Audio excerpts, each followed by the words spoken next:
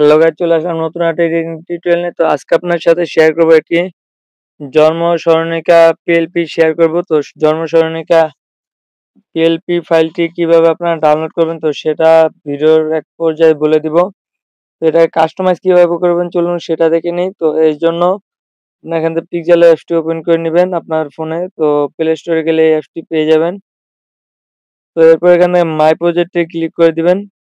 তো মাই প্রজেক্টে ক্লিক করার পর আপনাদের এখানে পিএলপি ফাইল শো করবে না, তো আমার এখানে শো করছে। আপনারা জাস্ট ডট পিএলপি তে ক্লিক করে এখান থেকে ডাউনলোড ফোল্ডারটা সিলেক্ট করে এখান থেকে অ্যাড করে নেবেন। তো যেহেতু আমার এখানে অ্যাড করা রয়েছে, তো আমি এখান থেকে এটাকে সিলেক্ট করে দিচ্ছি, যে জন্ম সরণিকা পোস্টার। তো এটার উপর ক্লিক করে দিলাম। এই দেখতে পাচ্ছেন এখানে কিন্তু সবকিছু রয়েছে। তো এটাকে এ টু জেড আপনারা কাস্টমাইজ করতে পারেন। তো কিভাবে করবেন তো চলুন সেটা দেখিয়ে দিই। তো এর জন্য আপনার এই লেয়ার অপশনে ক্লিক করুন। দেন এখান থেকে দেখুন যে মাতার নাম, পিতার নাম, দোয়া কামনা, তারিখ। এখানে দেখুন যে শেখ মোহাম্মদ হাবিবুর রহমান, যে মানে যার জন্য করছেন, তো তার নাম।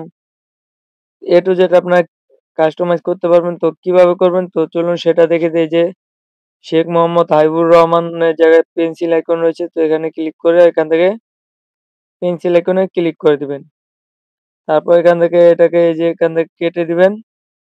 দেন এখান থেকে আপনারা নামটা লিখে নেবেন। তো আমি এখান থেকে নামটা লিখে নিচ্ছি।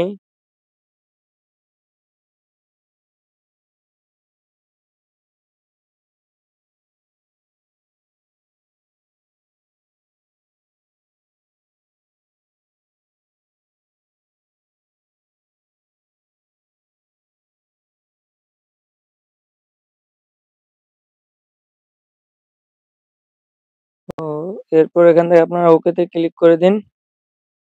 তো দেখতে পাচ্ছেন আমাদের নামটা কিন্তু এখানে এসে পড়েছে। তো এটাকে আপনারা কাস্টমাইজ করে দিবেন। একটু ছোট করতে লাগলে ছোট করে দিবেন। তো আপনাদের মতো করে এটাকে কাস্টমাইজ করে এখানে মিডলে বসিয়ে দিবেন।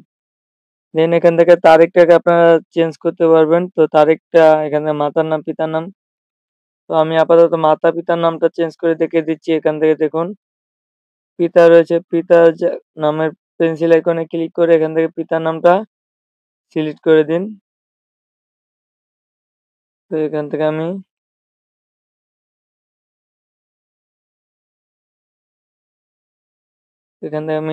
পিতার নামটা চেঞ্জ করে দিলাম। এখান থেকে মাতার নামটা চেঞ্জ করে দেই।